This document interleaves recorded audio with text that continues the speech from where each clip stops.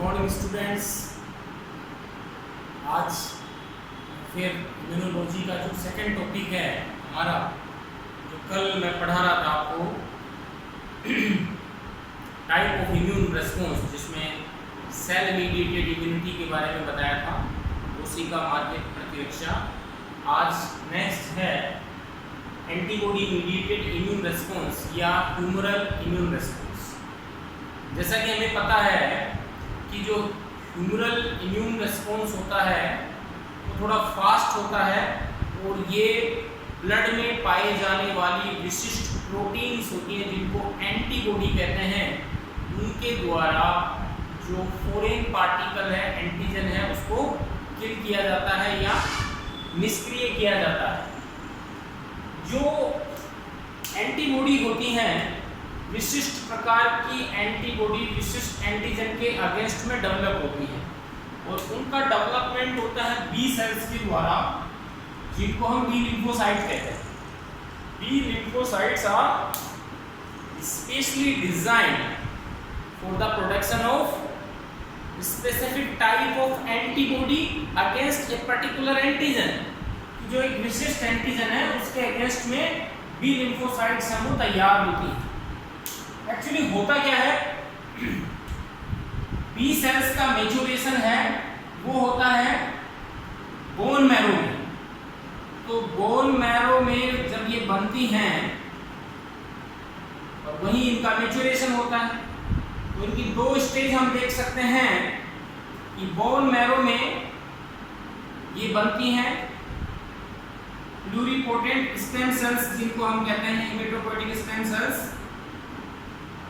Stem cell से बनी lymphoid lineage से, उससे बी सेल बनती है और उसके बाद में बी सेल डेवलप हो जाती है। इनिशियली जो बी सेल होती हैं उनका जब तक मैच्योरेशन नहीं होता, उनकी सतह पे किसी प्रकार का कोई रिसेप्टर यानी जिसको हम एंटीबॉडी कह सकते हैं वो नहीं होता।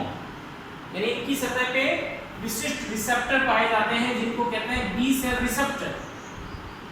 और मैं आपको जानकारी देना चाहूँगा कि ये जो रिसेप्टर हैं ये पर्टिकुलर एंटीबॉडी ही होती हैं जो ये बी सेल खुद सिक्रीट करती हैं। वो इसकी प्लाज्मा मेम्ब्रेन में बाहर की ओर एफसी रीजन से जुड़ी रहती है, यानी एंटीबॉडी प्लाज्मा मेम्ब्रेन पे इस प्रकार से अटैच हो जाती है। तो ये एक प्रकार का रिसेप्टर का काम भी करती है। तो ये बी सेल में जो एंटीबॉडी है जिसमें IgM, जैसे फॉर एग्जांपल ये मान लीजिए ये IgM है और ये IgD, यानी कुछ में IgM होता है, कुछ बी सेल में IgD भी हो सकता है। ये रिसेप्टर शुरुआत में नहीं होते, लेकिन इसके बाद में जब इसका मैच्योरेशन वापस बी लिम्फोसाइट्स में होता है, यानी पक्षियों में बर्सा ऑफ फैब्रिशियस, तो ये प्री मेच्योर बी सेल, इसके बाद में एक्टिव बी सेल्स में कन्वर्ट होती हैं। जैसे इनको कोई रेस्पॉन्स मिलता है पर्टिकुलर एंटीजन का, ये एक्टिवेट हो जाती हैं और ये कन्वर्ट हो जाती हैं प्लाज्मा सेल्स में। प्लाज्मा सेल्स में कन्वर्ट हो जाती हैं और कुछ जो बी सेल्स हैं वो मेमोरी बी सेल्स में कन्वर्ट हो जाती हैं। एक्टिव जो बी सेल्स हैं वो मेमोरी सेल्स में कन्वर्ट हो जाती है। ये जो प्लाज्मा सेल्स होती हैं जो आकार में काफ़ी बड़ी होती हैं, न्यूक्लियस काफ़ी छोटा होता है, ये विशिष्ट प्रकार का एंटीबॉडी है वो तैयार करती हैं, जो कि उस जो पर्टिकुलर एंटीजन है, जो फॉरेन पार्टिकल है, जो कि बेसिकली जो भी हो सकता है, प्रोटीन हो सकता है, कोई लिपिड हो सकता है, कोई कार्बोहाइड्रेट मोइटीज हो सकती है, उसको क्या करता है, किल करने का काम करते हैं, उसको निष्क्रिय करने का काम करते हैं। क्योंकि प्लाज्मा सेल खुद ये एंटीबॉडी अपने साइटोप्लाज्म में तैयार करती है, वहां से ये निकल करके बाहर की ओर ब्लड फ्लो में आ जाता है। इस प्रकार से बी सेल होती हैं। तो मैं ये कहना चाहूँगा कि जो शुरुआत में बी सेल है उनके ऊपर एंटीबॉडी नहीं होती, लेकिन जब ये मेच्योर हो जाती हैं तब इनकी सतह के ऊपर एंटीबॉडी आकर के जो यहीं से बनी है इसी के न्यूक्लियस से जो जीन है उस जीन से मैसेंजर आरएनए बनता है, मैसेंजर आरएनए से प्रोटीन बनती है और ये प्रोटीन ही एंटीबॉडी होती है जो बाहर जाके इसकी प्लाज्मा मेम्ब्रेन की सरफेस पे चिपक जाती है, जो IgM और IgD हो सकती है। तो अब ये रेस्पॉन्स होता कैसे है वो हम देखते हैं।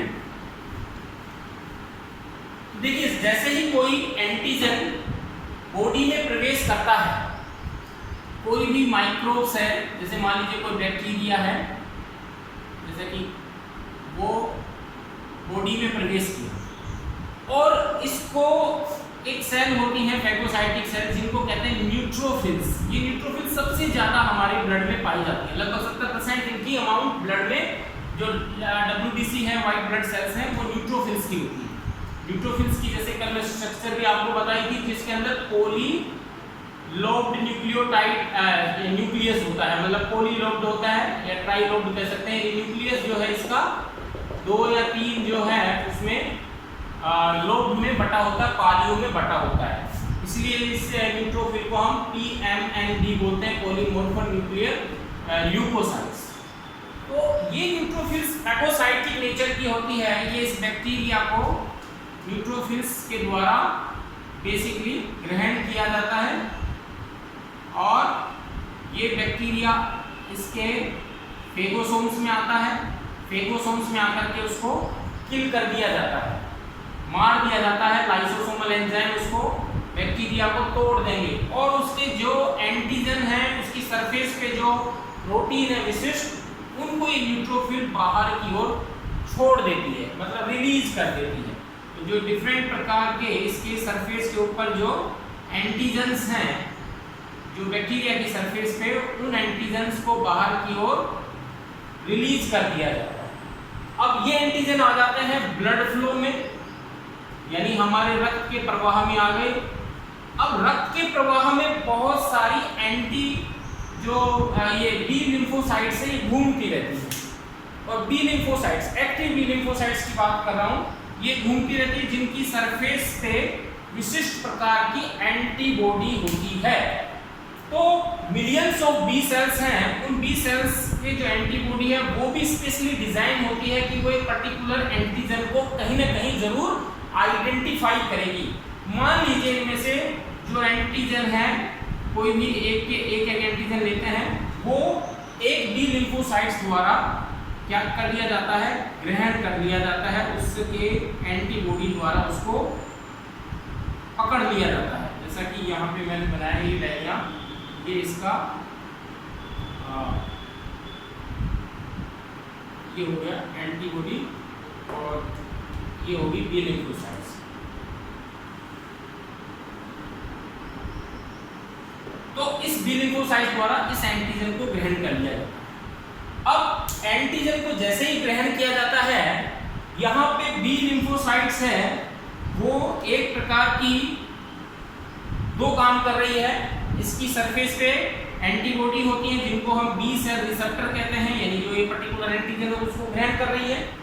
साथ ही ये कोशिका APC एंटीजन प्रेजेंटिंग सेल की तरह भी कार्य करती है, अर्थात ये जो एंटीबॉडी है ये अंदर की ओर आएंगी, अंदर की ओर आकर के और लाइसोसोम के साथ ये जो पर्टिकुलर एंटीजन इसके साथ आया है, इसकी क्रिया होती है, इसको और छोटे फ्रेगमेंट्स में तोड़ा जाता है और तोड़ने के बाद में यहाँ जो फेगोलाइसोसोम होता है उससे गोल्जी बॉडी में पाए जाने वाली विशिष्ट प्रोटीन, जिसको हम कहते हैं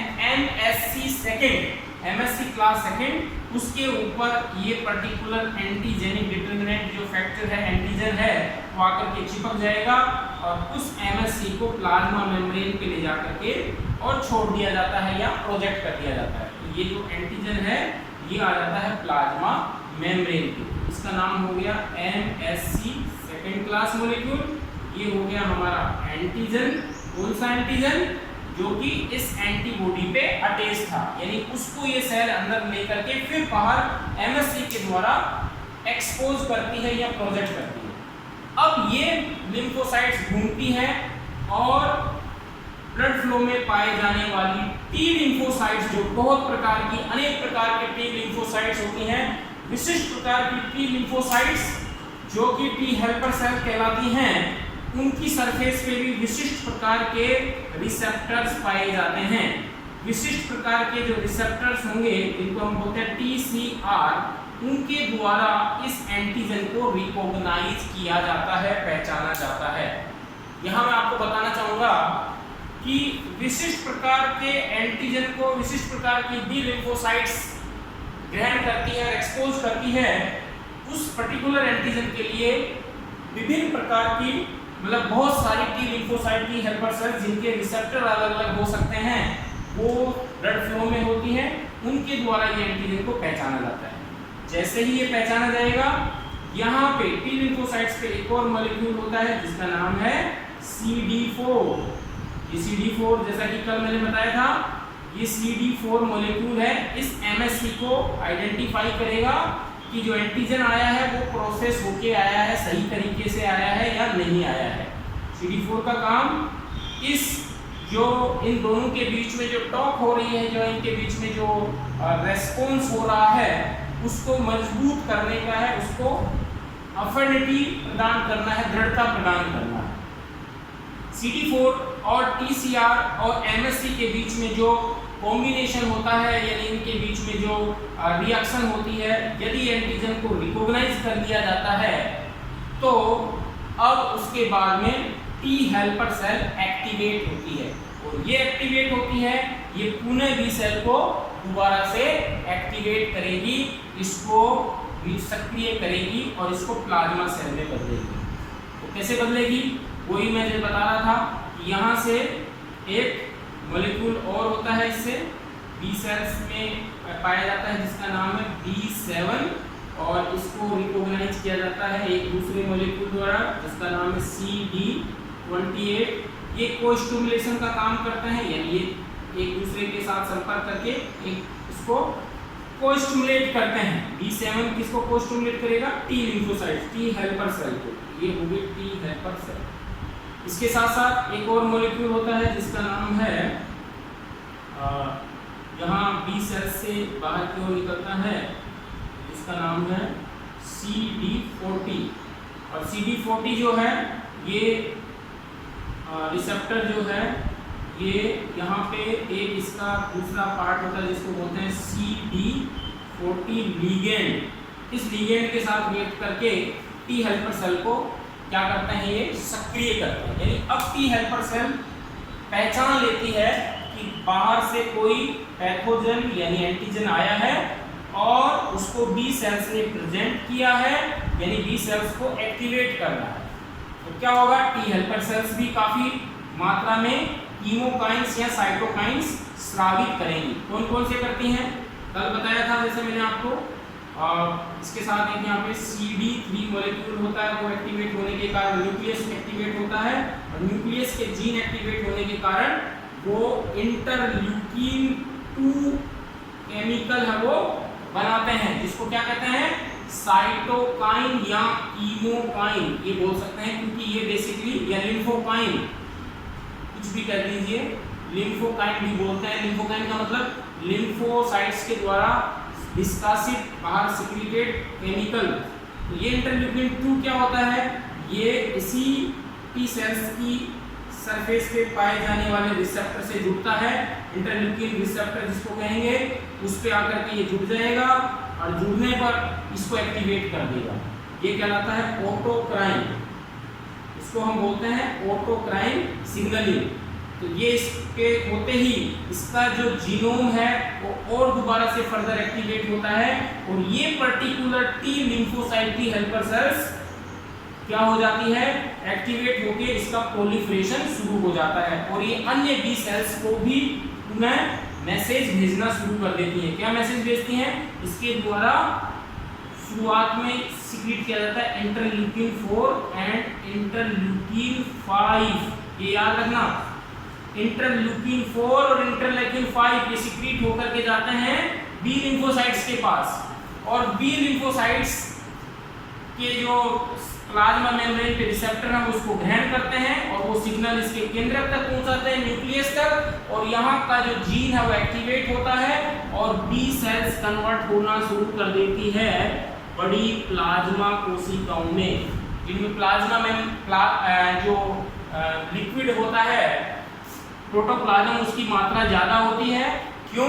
क्योंकि इसमें प्रोटीन्स जो है एंटीबॉडी है वो बनती रहती है। न्यूक्लियस है, अब ये न्यूक्लियस इसका क्या होता है, इसमें जो जीन होती हैं वो एक्टिवेट हो जाती हैं और विशिष्ट प्रकार की एंटीबॉडी जो इसकी सरफेस पे लगी हुई थी वो ही प्रकार की एंटीबॉडी यहाँ पे बनने लग जाती हैं इसके साइटोप्लाज्म में। राइट?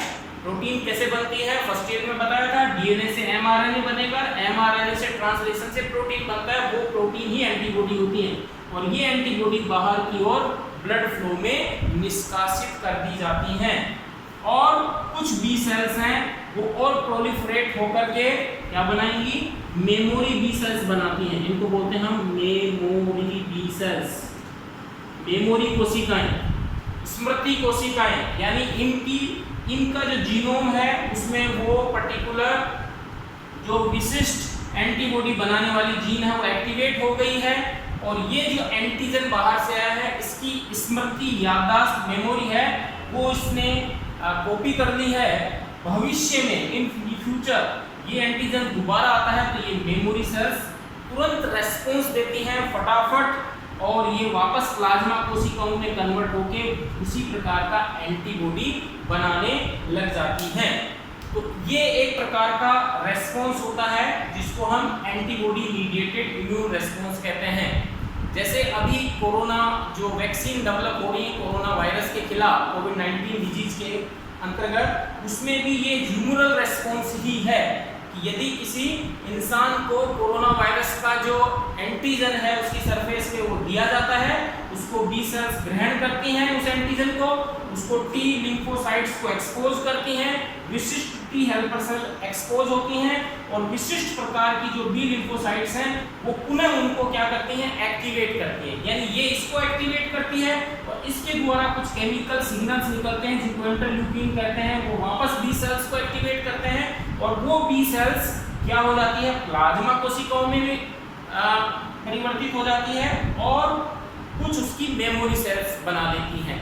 यानी भविष्य में यदि वायरस असली वायरस का एक्सपोज होता भी है तो ये मेमोरी सेल्स उसके जीवन में इंसान के शरीर में जीवन भर रहेंगी और ये उसी कोरोना वायरस से दोबारा से वो यदि संक्रमित भी होता है तो ये मेमोरी सेल्स फटाफट तुरंत प्लाज्मा सेल में कन्वर्ट होकर के और वो विशिष्ट प्रकार की प्रोटीन जिसको हम एंटीबॉडी कहते हैं, जिसको हम इम्यूनोग्लोबुलिन कहते हैं, वो स्रावित करेंगी और ये इम्यूनोग्लोबुलिन्स जो होते हैं जो कि बेसिकली आईजी, आपको पता है 5 प्रकार के होते हैं, आईजीएम, आईजीडी, आईजीए, आईजीजी। सबसे ज्यादा मात्रा में जो होता है वो इम्यूनोग्लोबुलिन जी होता है। इसके अलग क्लास होगी उसमें हम डिटेल से पढ़ेंगे। लेकिन ये बेसिकली क्या करते हैं, ये ऑक्सोनाइजेशन की प्रक्रिया होती है, यानी कोई माइक्रोब्स बड़ा है तो उसके ऊपर चिपक करके एंटीबॉडी चिपक के उसको निष्क्रिय करती हैं और दूसरा एक है कॉम्प्लीमेंट फिक्सेशन में काम करती हैं, यानी कॉम्प्लीमेंट प्रोटीन को जोड़ करके उस बैक्टीरिया माइक्रोब्स की मेम्ब्रेन में जो सेल वॉल होती है उसमें छोटे छोटे छिद्र करके उसको नष्ट करने का कार्य करती हैं। इस प्रकार डायरेक्टली एंटीबॉडी एंटीजन को निष्क्रिय कर सकती है या माइक्रोब्स के ऊपर इकट्ठा होकर के और उसको किल करने का, नष्ट करने का कार्य करती हैं। ये था तरल या एंटीबॉडी माध्यम प्रतिरक्षा, अर्थात जो प्रतिरक्षा इम्यून सिस्टम जो किसके द्वारा होता है, एंटीबॉडी के द्वारा कंट्रोल्ड होता है, जो हमारे ब्लड में बी लिम्फोसाइट्स बनाती हैं, तो वो कहलाता है एंटीबॉडी मीडिएटेड इम्यून रेस्पॉन्स। ध्यान रखना यहाँ पे टी हेल्पर सेल्स का बहुत बड़ा रोल है क्योंकि बिना टी हेल्पर सेल के जो बी लिम्फोसाइट्स हैं वो प्लाज्मा कोशिकाओं में कन्वर्ट नहीं हो सकती, इसलिए सबसे पहले टी हेल्पर सेल्स को एक्टिवेट किया जाता है एंटीजन प्रेजेंटिंग सेल्स के द्वारा। तो ये भी हमें याद रखना है कि जो बी लिम्फोसाइट्स हैं ये B lymphocytes antigen presenting cells भी होती हैं। जैसा कि कल मैंने बताया था पिछले लेक्चर में कि इसमें मैक्रोफेजेज हैं, डेंड्रिटिक सेल्स होती हैं, उसी प्रकार जो बी लिम्फोसाइट्स है वो भी एक एंटीजन प्रेजेंटिंग सेल है। न्यूट्रोफिल एंटीजन प्रेजेंटिंग सेल नहीं होता। न्यूट्रोफिल एक फेगोसाइटिक सेल है जो बैक्टीरिया को मार करके उसके एंटीजन को बाहर की ओर ब्लड फ्लो में या लिम्फेटिक फ्लूइड में क्या कर देती है, छोड़ देती हैं, रिलीज कर देती है। तो आज के लिए इतना ही। यदि आपको ये लेक्चर अच्छा लगा है तो आप इसको लाइक करें और अपने दोस्तों में शेयर भी करें। Thank you very much.